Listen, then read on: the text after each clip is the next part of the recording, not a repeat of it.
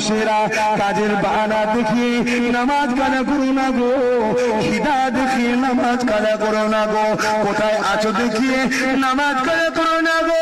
আমি নামাজ কাজা করলাম না, নবীর নাতি হয়ে যেখানে নামাজ কাজা করলে আল্লাহ ধরতো না গো।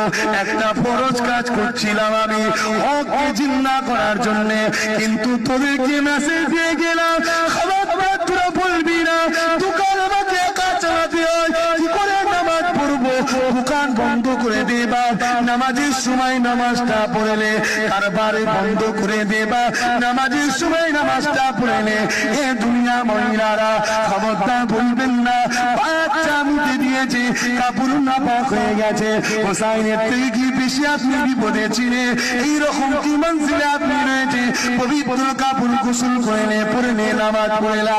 এটাই তো বিশ্বের মানুষকে ইমামে হোসাইন দিয়ে গেল।